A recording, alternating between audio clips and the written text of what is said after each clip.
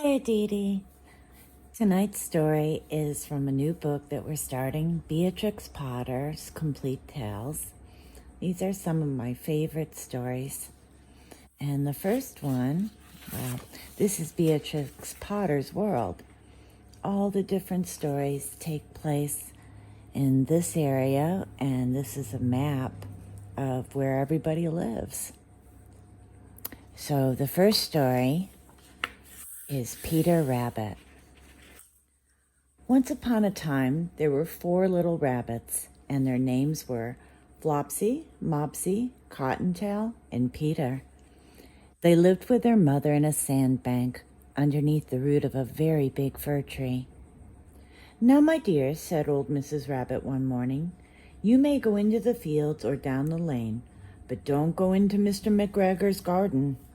Your father had an accident there. He was put in a pie by Mrs. McGregor."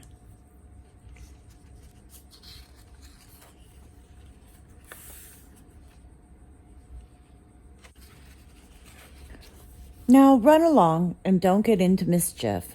I am going out." Then old Mrs. Rabbit took a basket and her umbrella and went through the wood to the baker's. She bought a loaf of brown bread and 5 currant buns. Flopsy, Mopsy, and Cottontail, who were good little bunnies, went down the lane to gather blackberries. But Peter, who was very naughty, ran straight away to Mr. McGregor's garden and squeezed under the gate. First he ate some lettuces and some French beans, and then he ate some radishes. And then, feeling rather sick, he went to look for some parsley. But round the end of the cucumber frame, who should he meet but Mr. McGregor? Mr. McGregor was on his hands and knees planting out young cabbages, but he jumped up and ran after Peter, waving a rake and calling out, "Stop, thief!" Peter was most dreadfully frightened. He rushed all over the garden, for he had forgotten the way back to the gate. He lost one of his shoes among the cabbages, and the other shoe amongst the potatoes. After losing them, he ran on 4 legs and went faster, so that I think he might have got away altogether if he had not unfortunately run into a gooseberry net and got caught by the large buttons on his jacket.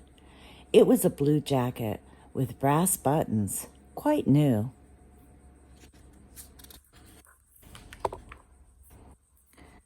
Peter gave himself up for lost and shed big tears, but his sobs were overheard by some friendly sparrows, who flew to him in great excitement and implored him to exert himself. Mr. McGregor came up with a sieve, which he intended to pop upon the top of Peter, but Peter wriggled out just in time, leaving his jacket behind him, and rushed into the tool shed and jumped into a can. It would have been a beautiful thing to hide in if it had not had so much water in it. Mr. McGregor was quite sure that Peter was somewhere in the tool shed, perhaps hidden underneath a flower pot. He began to turn them over carefully, looking under each. Presently, Peter sneezed. "Ka-choo!" Mr. McGregor was after him in no time and tried to put his foot upon Peter, who jumped out of a window, upsetting 3 plants. The window was too small for Mr. McGregor, and he was tired of running after Peter. He went back to his work.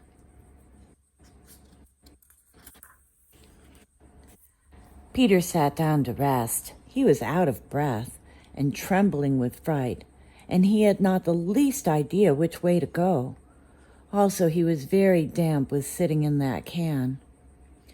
After a time, he began to wander about, going lippity-lippity, not very fast, and looking all around.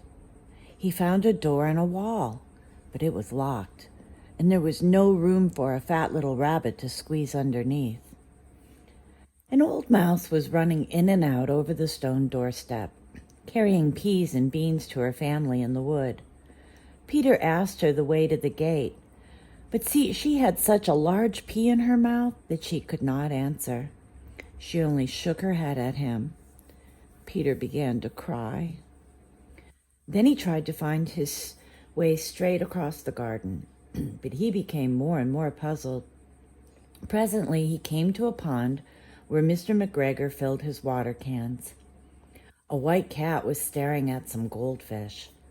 She sat very, very still, but now and then the tip of her tail twitched as if it were alive. Peter thought it best to go away without speaking to her. He had heard about cats from his cousin, little Benjamin Bunny. He went back towards the tool shed, but suddenly, quite close to him, he heard the noise of a hoe. Scrunch, scratch, scratch, scrunch. Peter scuttered underneath the bushes. But presently, as nothing happened, he came out and climbed upon a wheelbarrow and peeped over. The first thing he saw was Mr. McGregor hoeing onions. His back was turned towards Peter, and beyond him was the gate. Peter got down very quietly off the wheelbarrow and started running as fast as he could go along a straight walk behind some black currant bushes. Mr. McGregor caught sight of him at the corner, but Peter did not care. He slipped underneath the gate and was safe at last in the wood outside the garden. Mr. McGregor hung up the little jacket and the shoes for a scarecrow to frighten the blackbirds. Peter never stopped running or looked behind him till he got home to the big fir tree.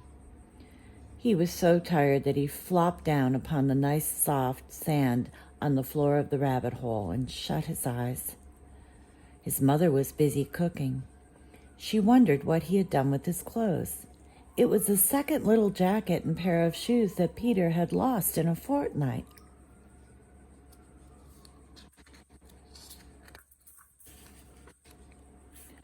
I am sorry to say that Peter was not very well during the evening. His mother put him to bed and made him chamomile tea, and she gave a dose of it to Peter. 1 tablespoonful to be taken at bedtime. But Flopsy, Mopsy, and Cottontail had bread and milk and blackberries for supper. The end. Good night, Aditi. I love you. Sweet dreams.